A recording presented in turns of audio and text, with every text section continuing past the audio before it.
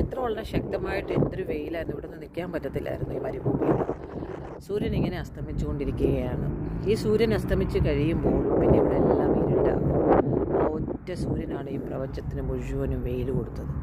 അങ്ങനെയെങ്കിൽ നമ്മുടെ ജീവിതത്തിൽ ദൈവം ഇട്ട ആ സീഡ്, ആ പ്രകാശം, അത് നമ്മുടെ മേൽ വളർന്നുകൊണ്ടിരിക്കാനാണ് ദൈവം ആഗ്രഹിക്കുന്നത്. അത് നഷ്ടപ്പെടുമ്പോൾ നമ്മുടെ ജീവിതത്തിൽ അനുവദിക്കുന്ന ദൈവം അതൊക്കെ നമ്മളെ ഒന്നുകൂടെ പിടിച്ച് ഉയർത്താനും വിശ്വാസം വർദ്ധിപ്പിക്കാനും വേണ്ടിയിട്ടാണ്.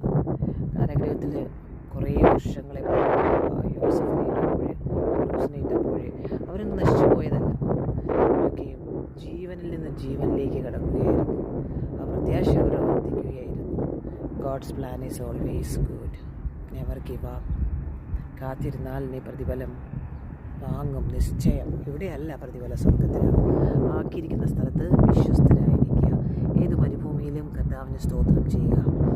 സൂര്യൻ അസ്തമിച്ചു, പക്ഷെ സൂര്യൻ ഇല്ലെന്നല്ല, നാളെ അത് കറക്റ്റ് സമയത്ത് വരും. ഹല്ലേലൂയ. അത് പ്രവൃത്തി ചെയ്യുന്നുവെങ്കിൽ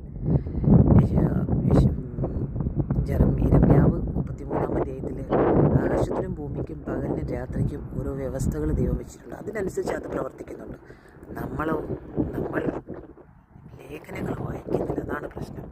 ലേഖനം വായിക്കുമ്പോൾ നമ്മുടെ ഉള്ളത്തിലേക്ക് വെളിപ്പാടുകളാൽ നിറയട്ടെ, ഞങ്ങളുടെ ഉൾക്കണ്ണുകൾ തുറക്കട്ടെ, ക്രിസ്തുവിനുള്ള സ്നേഹം വർദ്ധിക്കട്ടെ, നമ്മുടെ അകത്ത് ആ വിത്ത് വളർന്നു വരട്ടെ.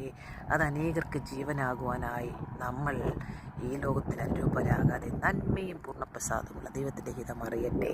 God bless you.